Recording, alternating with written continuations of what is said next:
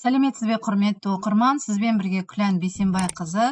Бүгін біз сізбен видео сабақ түсірудің тағы бір қарапайым жолымен танысатын боламыз. Ол үшін бізге Zoom платформасы керек, және осы платформада новая конференция деген ұяшықтан бастаймыз.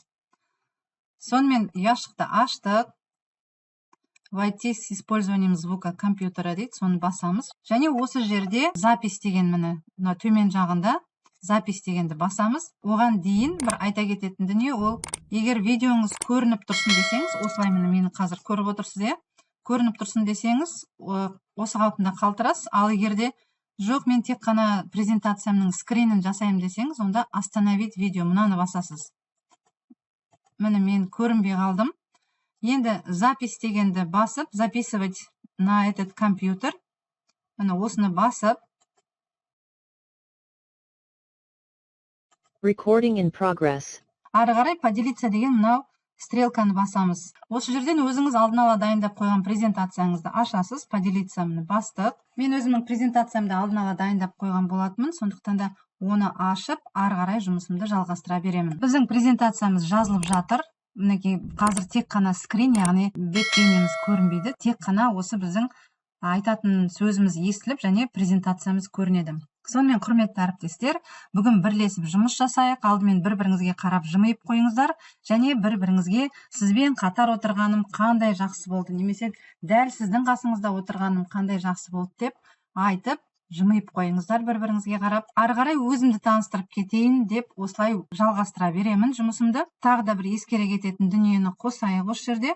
Zoom-да бағана мен сіздерге айтқанмын. Тек скрин жасауға болады, және бір бейнемізді де көрсетуге болады деп. Қазір сол бейнеміздің қалай көрініп тұрғанын бір көрсетейін. Мына видео дегенді басамыз. Мен қазір көрініп тұрмын. Енді сол өзімнің бейнем презентация көрсеткен кезде ол тек қана бір бұрышта, бір шетте ғана көрініп тұрады. Ол үшін поделиться дегенді басып, бағанағы презентациямызға барамыз. Міне поделиться дегенді басамыз. Енді қараңыз.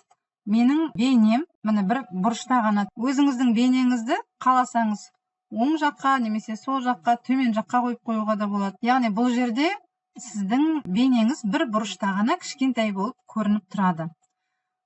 Осылай көрініп тұрып, ары қарай сөйлей бересіз. Осы төрт сөйлемнің ішінен бір жалған ақпаратты табыңыз. Бала кезінде көркем гимнастикамен айналыстым, республикалық мәнерлеп оқу жарысында жүлделі орын алдым. 10 жыл бұрын парашютпен секірдім, 4-шісі оқ жетпестің шыңына өрмелеп шықтым деп ары қарай жалғастыра береміз. Сонымен біз енді жазбамызды аяқтайық. Остановить совместное использование, міне қызылды көріп тұрсыз ғой, соны басамыз. Бастық, және мына жерде міне запись дейді. Запись деген жазуды көріп тұрсыз ғой. Соны басамыз. Остановить запись. Recording stopped. После завершения конференции файл записи будет преобразован в формат MP4. MP4-ке ауысады екен. Енді көрейік қазір. Осы Zoom-ды жабамыз да. Завершить конференцию. Аяқталды.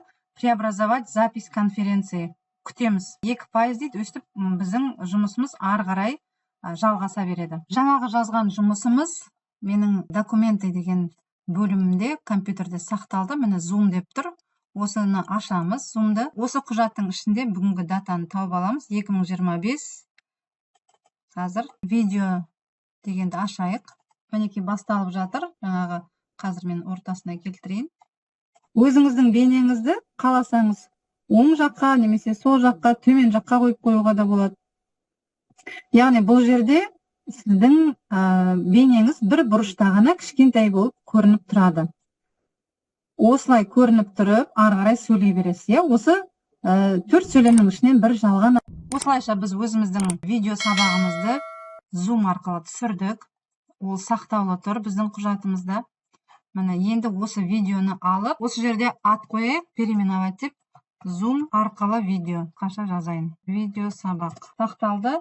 Енді осы видео сабағымызды YouTube-қа салып, ары қарай сілтемесімен бөлісетін боламыз.